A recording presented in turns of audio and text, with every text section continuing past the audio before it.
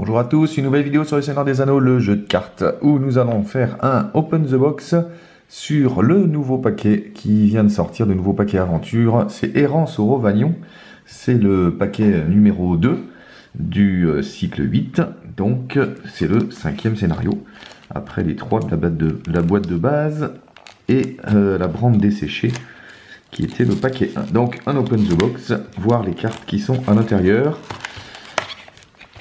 Comme d'habitude, je n'ai pas vraiment eu de spoil, sauf sur une carte, donc on va la reconnaître assez facilement. Mais pour le reste, je n'ai pas eu de spoil. Donc, enfin, je n'ai pas lu parce qu'ils étaient sortis sur le forum, mais je ne les lis pas parce que je préfère me garder la surprise. Donc, bah, c'est parti pour cet Open the Box et on commence évidemment par le héros, qui est Haldan, donc qui est un homme des bois, éclaireur. Donc homme des bois, des héros hommes des bois, il n'y en a pas beaucoup, je crois bien même que c'est le premier. Donc 10 de menace, 2 de volonté, 3 d'attaque, 1 de défense, 4 de points de vie. Il est connaissance. Tant que lui est actif a un attachement sur lui, Haldan ne s'incline pas pour s'engager dans une quête. Réponse, quand le lieu actif est exploré, piochez une carte pour chaque attachement sur ce lieu. Bon. Ouais, bah faut voir. Le truc, c'est que des attachements sur les lieux, il n'y en a pas des masses encore. Bon, bah il y a évidemment Ancien Matome. Il y a quoi aussi comme attachement sur les lieux? Il y a ceux qui permettent de piocher. Il y en a un qui permet de soigner aussi, je crois, je sais plus. Donc il y en a quand même quelques-uns, il y en a 3 ou 4, mais est-ce que c'est suffisant pour jouer Haldan avec son action? Peut-être pas encore. Par contre, la réponse est sympa. Quand le lieu actif est exploré, piochez une carte pour chaque attachement sur ce lieu. Donc bah voilà, par exemple un ancien matome, bah, ça vous fait piocher 4 cartes au lieu de 3 grâce à ça. Mais vous pouvez mettre plusieurs anciens matomes. Bon. Qu'est-ce qu'il y a aussi comme lieu? Il y en a un qui rajoute un point de quête sur le lieu et qui permet à la place de faire, je ne sais plus, de faire venir un allié, je crois. Ça doit être un truc comme ça. Donc oui, bon, bah c'est un héros qui peut être intéressant, mais avec des cartes lieux qui s'attachent sur des cartes attachement qui s'attachent sur les lieux. Donc il n'y en a peut-être pas encore beaucoup, faut voir. Après, le dessin est beau, c'est assez, ça va assez avec son trait homme des bois. Donc à voir ce que ça donne sur la durée, mais ça peut être pas mal. Wiglaf, c'est un allié qui coûte 5. Ouch, il a intérêt à être puissant. Parce qu'il y a des alliés qui coûtent 5. Donc 2 de volonté, 2 d'attaque, 1 menace, 3 points de vie. Il est commandement, il est unique aussi. C'est un Del, donc un nouvel allié Del. Éclaireur guerrier. Bon bah donc s'il coûte 5 avec roi de Del déjà, vous pouvez le faire venir assez facilement. Réponse, après avoir joué Wiglaf, jouez gratuitement sur lui un attachement objet de votre main. Ah ça c'est bien. Incliner un attachement de Wiglaf pour le redresser. Ah ben oui, ouais, il est super. Hein. Il est très très bon ce Wiglaf. Donc encore une fois avec Roi de Del, c'est assez facile de le faire venir. Hein. Vous avez vu dans mes vidéos de deck Del qu'avec Roi de Del, souvent on peut diminuer de 2 voire de 3 le coût d'un allié. Donc le faire venir à 2 c'est valable. Il n'a pas des stats géniales, par contre son effet est vraiment super. Puisque quand vous l'avez joué, hop, vous attachez sur lui un attachement. Et donc un attachement objet, il y en a plein, et du coup vous pouvez mettre les plus chers, quoi. Il est gratuit, donc c'est super.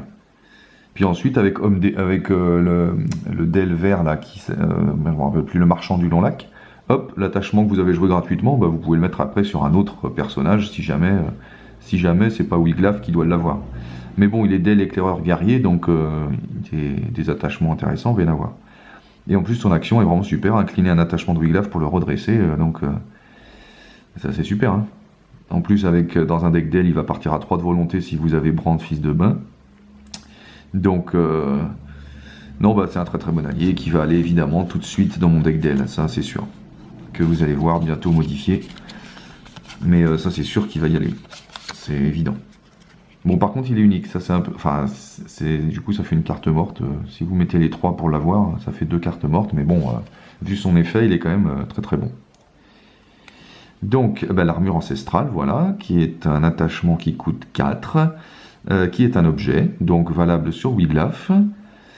Attacher cette carte à un personnage commandement ou noble, restreint, limite 1 par personnage. Celui-ci gagne 2 points de vie et 2 de défense. Donc ma foi, un très très bon attachement. Par contre, il coûte 4. Mais évidemment, bah, vous n'allez pas le payer à 4, hein, vous allez le payer avec Wiglaf. Ou avec des personnages qui baissent les armures, comme c'est le sentinelle de la rivière rouge, je crois, qui baisse les armures de 1, donc il vaut plus que 3. Et il est commandement. Sinon, il y a aussi Bérégon. Ah oui, mais Bérégon, est-ce qu'il est noble?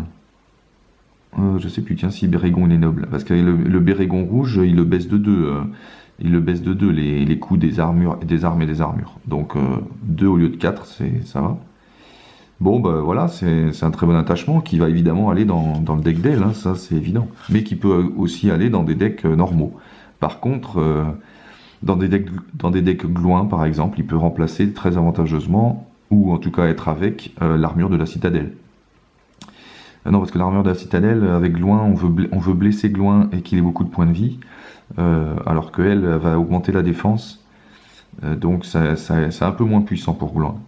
Mais ça reste une très bonne armure, ça c'est clair. Par contre, 4, faut la payer, mais bon, dans un deck d'elle évident, mais surtout avec lui. Mais dans un deck normal, ce sera peut-être un peu plus difficile à jouer. Mais c'est une très bonne armure. Et puis, ça s'attache à des personnages, et ça c'est toujours important, parce que ça peut s'attacher à des alliés. Et des alliés nobles, il y en a des alliés nobles. Il y a Glorfindel, il y a Arwen. Ouais, mais Arwen, on lui attache pas parce qu'elle va en quête, on lui attache pas ça. Mais bon, en tout cas, des alliés nobles, il y en a. Ah bah, c'est bien pour l'instant. Ah, Glamdring, c'est une épée, du coup. C'est un attachement. Ah bah tiens, ils ont encore fait l'erreur, c'est un attachment. Ils l'ont pas fait, donc il faudra qu'ils fassent gaffe quand même. La même erreur que dans le dernier paquet. C'est un artefact objet arme en connaissance, avec un très beau dessin. Protéger ennemi ou lieu. Ah, alors là, ça veut dire que quand vous la jouez, vous allez la protéger en tirant des cartes du deck de rencontre jusqu'à avoir soit un ennemi, soit un lieu. Donc le premier ennemi ou le premier lieu qui sort. Et attacher cette carte à un héros ou à Gandalf. Restreint. Celui-ci gagne 2 d'attaque. Bon. Réponse. Quand le personnage attaché détruit un ennemi, piochez une carte. Bon, c'est pas mal. Pour le coup, c'est bien. Alors le coût est pas cher parce que, évidemment, c'est protégé. Donc ça veut dire que vous n'allez pas la voir tout de suite. Et si vous n'avez pas de bol et que vous la protégez avec un ennemi hyper costaud ou un lieu difficile à explorer, forcément c'est moins bien. Mais bon, 2 d'attaque, c'est toujours ça de prix. Et puis surtout la petite réponse, quand le personnage attaché détruit un ennemi, piochez une carte. Et puis ça s'attache à tous les héros, alors ça c'est bien aussi. C'est-à-dire qu'il n'y a pas de restriction, hein, c'est tous les héros. Ou à Gandalf, donc par exemple là, je pourrais la mettre dans mon deck... Grand Pas, où je jouais Gandalf 2. Et du coup, avec Gandalf 2 qui attaque du coup à 6, avec ça commence à être pas mal. Ça me donne envie de ressortir mon deck Grand Pas. Celui qui avait que 2 héros là, avec Glorfindel et Eowyn.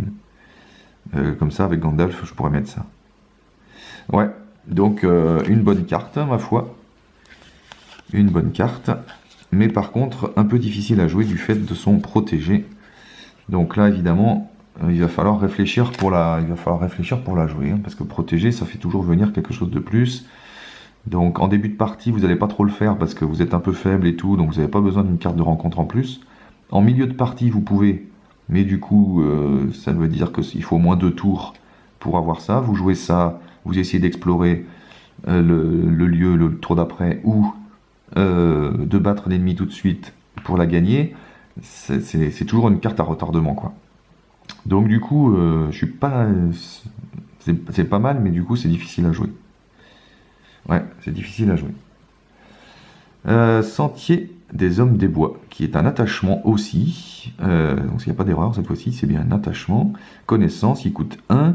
C'est une condition, donc c'est pas un objet. Attacher cette carte à un lieu qui n'a aucun marqueur de progression sur lui. Ah ben voilà, pour Aldan, ça. Quand le lieu actif. Ouais. Tant que le lieu attaché est le lieu actif, diminuer de 1 sa valeur de point de quête. Ma foi. Ouais. Bon, vous payez 1 pour avoir un jeton de moins à faire. C'est l'équivalent de 1 en volonté, finalement. Évidemment, c'est un attachement tout trouvé pour Aldan. Ça fait un attachement à mettre sur un lieu. Et du coup, vous allez piocher quand il sera activé, quand il sera exploré. Et puis Aldan ne s'inclinera pas pour aller en quête. Donc bon, bah évidemment, c'est un attachement pour Aldan. En dehors d'Aldan, je vois pas bien l'intérêt. Parce que payer 1 pour gagner un jeton, autant faire venir un allié.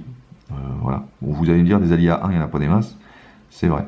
Mais autant, par exemple, payer une carte qui va ajouter de 1 la volonté.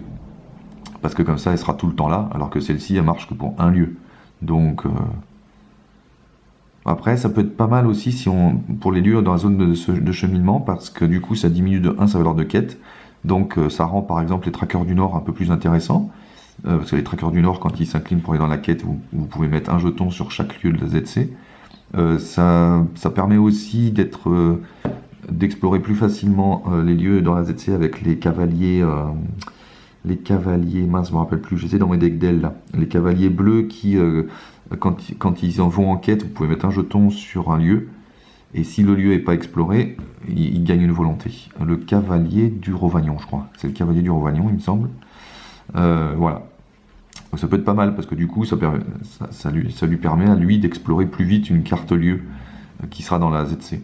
Bon, par contre, le problème c'est que si elle est dans la ZC, ben, elle ne sert pas pour Aldan. Donc bon, à voir. Dans un deck avec Aldan, je pense que je la mettrai. Dans un deck sans Aldan, à mon avis, il y a mieux à mettre. Il y a mieux à mettre. Ah zut, vous la voyez pas là. Bon. Ouais. Un peu, c'est pas la meilleure qu'on ait vue pour l'instant, hein. Les autres sont largement mieux. Objectif Ali. Ah, ça c'est autre chose. Bah, il n'y a que ça en carte joueur. Bon. Ah non, il y en a plein d'autres là. C'est bizarre. Ah, c'est marrant ça, comment ça a été mis là. Ah non, mais c'est moi qui l'ai retourné quand même. C'est moi qui l'ai retourné. Donc voilà. Méneldor. Méneldor, c'est un aigle. Ouh, ça fait longtemps qu'on n'avait pas vu des aigles. C'est un allié tactique, il coûte 3. Comme pas mal d'aigles. 2 de volonté, 2 d'attaque, 1 défense, 2 points de vie, c'est pas mal. Créature aigle donc, ne peut pas avoir d'attachement restreint. Ouais, je crois qu'il y a beaucoup d'aigles qui... Est-ce que non, c'est les ents qui ne peuvent pas avoir d'attachement restreint en général.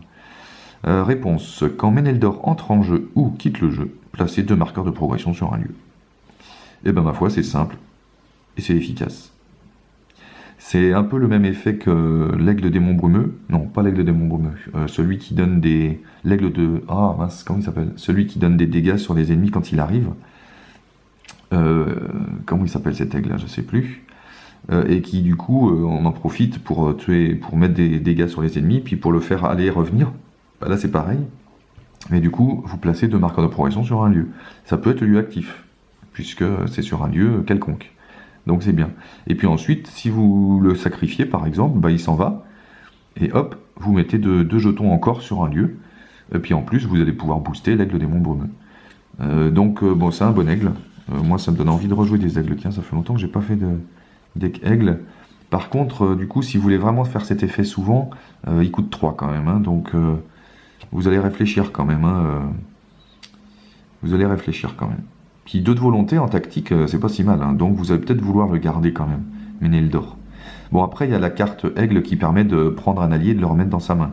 C'est celui avec le nid, là. Il y a une carte aigle qui fait ça.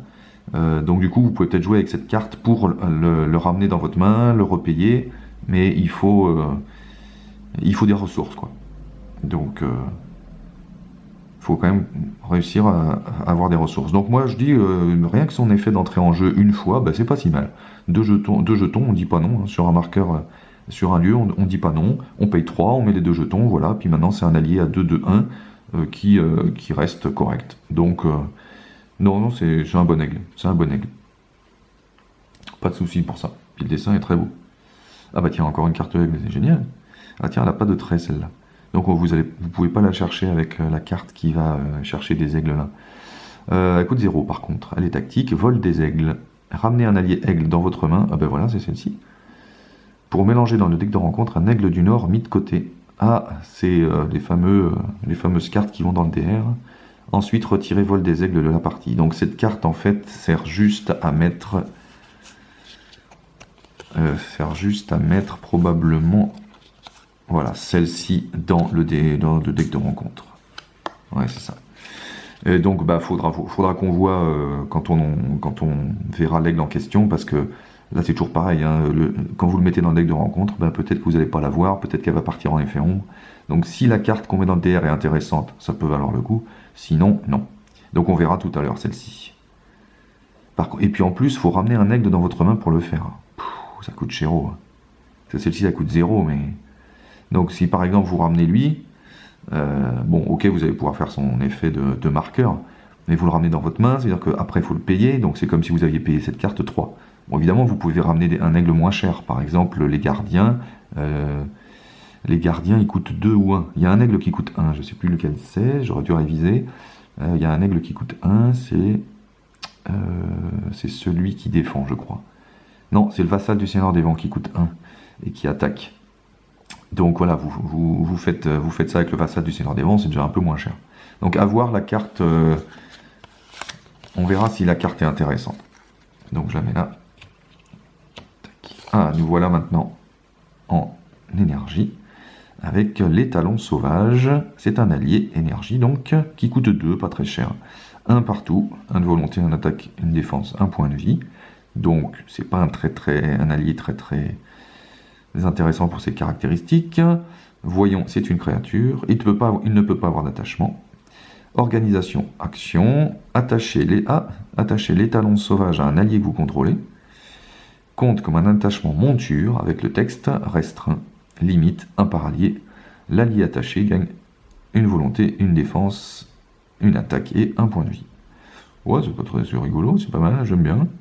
Ça peut vous servir d'allié, et puis quand il y a ça peut vous servir d'allié, et puis quand il y a un autre allié que vous voulez booster, et ben hop, vous le mettez en attachement. Ça peut servir d'allié temporaire pour la quête. Évidemment, vous n'allez pas le sacrifier, parce que vous allez avoir envie de faire son effet. Bon, c'est comme si c'était un attachement qui coûtait 2 en fait, et qui booste toutes les caractères de 1. C'est pas si mal. Surtout que ça compte comme un attachement monture, donc dans un deck d'aile par exemple, c'est très bien.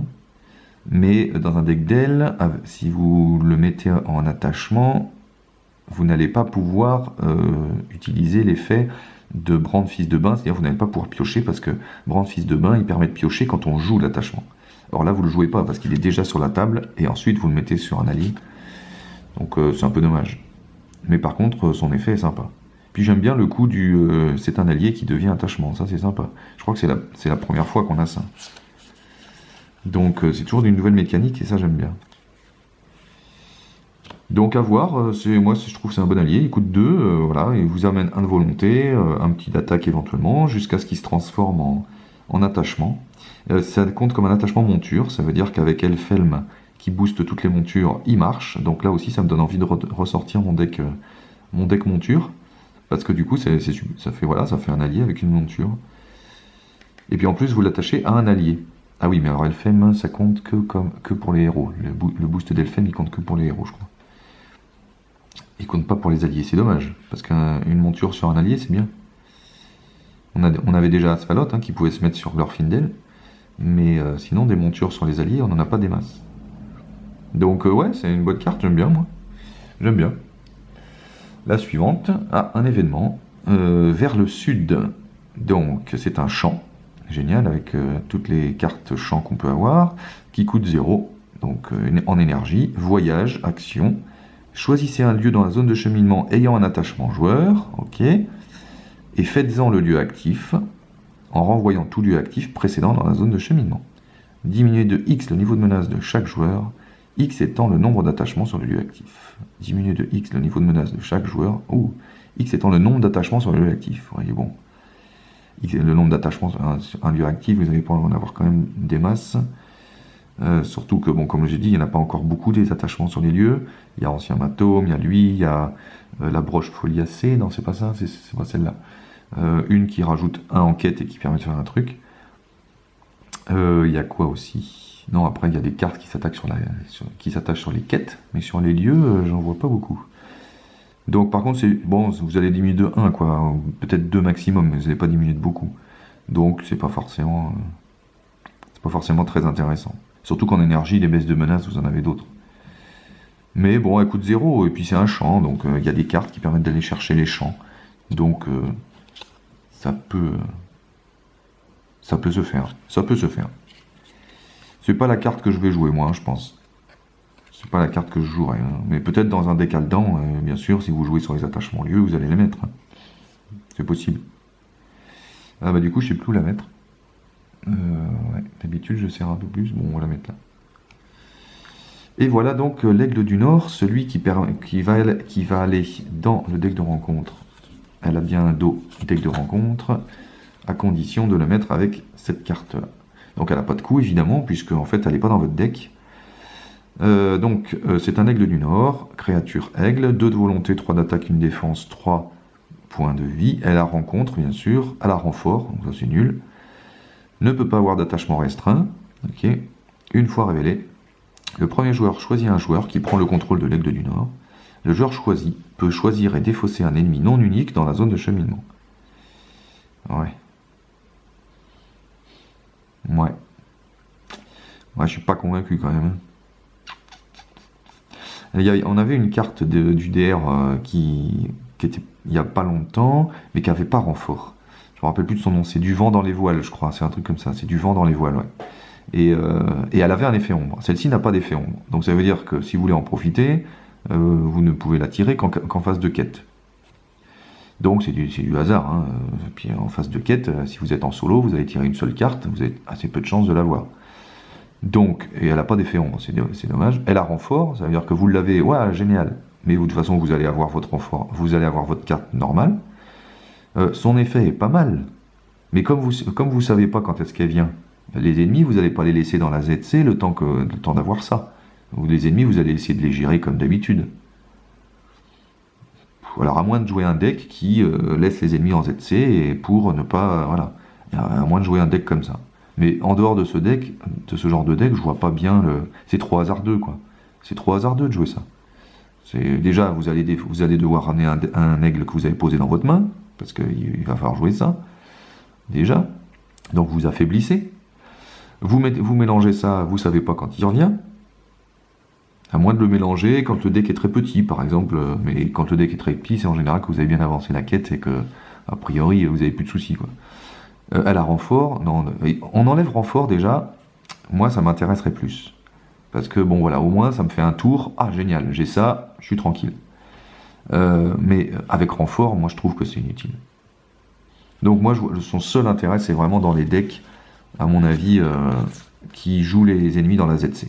Hein, les decks avec Aldir par exemple, ou avec Dunir qui vont taper dans la ZC. Donc vous voulez laisser les decks dans la ZC. Les decks pièges par exemple, un deck piège pour laisser quelques ennemis dans la ZC, ça peut se faire. Mais bon, quand les ennemis sont piégés, en général le piège suffit à les gérer. Donc vous n'avez pas besoin de ça pour en enlever un. Après, il y a des ennemis qui sont très très chiants, hein, et qui sont non uniques. Hein. Je pense à celui qui attaque à 8 dans la bataille de Carndum, là. C'est ça, non, c'est pas la bataille de Carndum. Celui où je l'ai fait sur ma chaîne. Un des scénarios aussi, je crois que c'est la bataille de Carndum. Un ennemi qui attaque à 8, qui est hyper chiant. Bon, évidemment, s'en débarrasser avec ça, on est content. Mais c'est beaucoup trop aléatoire. C'est beaucoup trop aléatoire. Donc moi, non. Non, je suis toujours pas convaincu. J'étais mieux convaincu par du vent dans les voiles. Donc la carte précédente qui se mélangeait et qui faisait un effet un peu plus intéressant. Je crois qu'elle rajoutait des ressources, je sais plus. Mais de toute façon, elle n'avait pas renfort et elle avait un effet ombre. Là, déjà, vous lui mettez un effet ombre, ça peut être plus intéressant parce que du coup, voilà, vous avez plus de chances qu'elle vous soit utile. Alors que là, vous avez plus de chances que vous la défaussiez sans faire d'effet, sans voilà. Vous imaginez, vous avez ça en effet ombre, ça fait suer quand même. Hein. Donc bon. Alors ok, vous pouvez en mettre 3 dans le DR, hein. Ok. Mais en mettre 3 dans le DR, ça veut dire jouer 3 fois vol des aigles, et donc ramener dans sa main 3 aigles. Donc bon, ça coûte cher quand même. Hein. Donc non, moi je suis pas convaincu. Je suis pas convaincu par celle-là, c'est dommage. Bon, ben voilà, on a fini pour les cartes joueurs. Faudra voir le scénario, mais déjà, on voit des très belles cartes ici, avec des très gros ennemis, géants des montagnes grises, et attaque à 5. J'essaierai de... Oh, un aigle en 50, dis donc.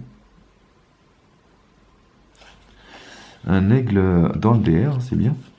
Un ours, eh ben, on va varier, Ouh, des jolis paysages encore. Elles glissent pas très bien les cartes, je sais pas s'ils ont refait les dos. Et une mission qui se fera... Ah, il y a plusieurs 2, et il y en a une 3. Urdug, bon, ça a l'air d'être le grand méchant, il est laid. Hein. Ouh, Minus. Lui, il est gros. La K6, c'est un troll. Ouais.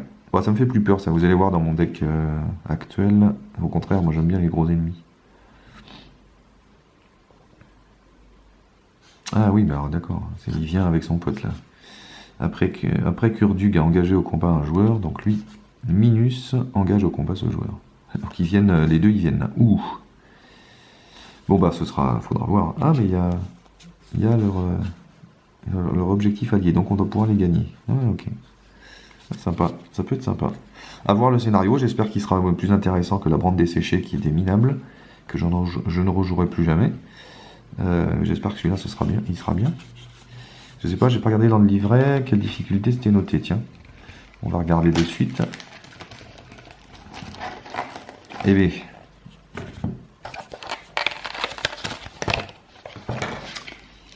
Alors, quelle difficulté ce petit scénario? Difficulté 5. Bon, à voir donc. C'est pas forcément beaucoup. Voilà, donc que dire de ce paquet? Wiglaf et l'armure ancestrale, bien sûr, je pense que c'est les deux meilleures cartes du paquet. Glamdring, à voir parce qu'elle est protégée, donc faut voir si elle est jouable. Étalon sauvage qui est très sympa, un allié qui devient attachement et qui booste. D'ailleurs, c'est marrant parce que dans un scénario du cycle 6, il y a un warg qui fait ça. Il y a un warg qui s'attache sur un ennemi et qui rajoute ça. Ben là, c'est notre équivalent à nous. Méneldor qui est bien en tant qu'aigle. Aigle du Nord, à mon avis, on ne le jouera pas. Sauf deck très spécifique. Sentier des Hommes des Bois, à mon avis, on ne le jouera pas non plus, sauf à jouer Aldan. Et Aldan, il va falloir beaucoup plus d'attachements qui s'attachent sur les lieux. Et on commence à en avoir, mais à mon avis, il en faut un peu plus pour que ce soit intéressant. Donc à voir. Après, il rentre dans n'importe quel deck, en fait, lui. Hein. Vous avez deux autres héros, et puis lui, il va gérer un petit peu de quête, il va gérer la pioche. Donc c'est pas mal. Ça peut être pas mal. Disons qu'il est polyvalent, quoi. C'est pas un héros qui détermine un deck. Vous allez pouvoir le mettre en troisième héros dans pas mal de decks. Donc ça peut être pas mal. Mais de toute façon, déjà, Wiglaf et Armure Ancestrale, c'est clair que je les joue. Je vais les mettre dans mon deck actuel. Voilà, et ben j'espère que cette vidéo vous a plu. Et je vous dis à bientôt pour de nouvelles aventures avec donc un nouveau deck, une vidéo qui devrait paraître dans la semaine. Eh bien, merci d'avoir suivi et je vous dis au revoir.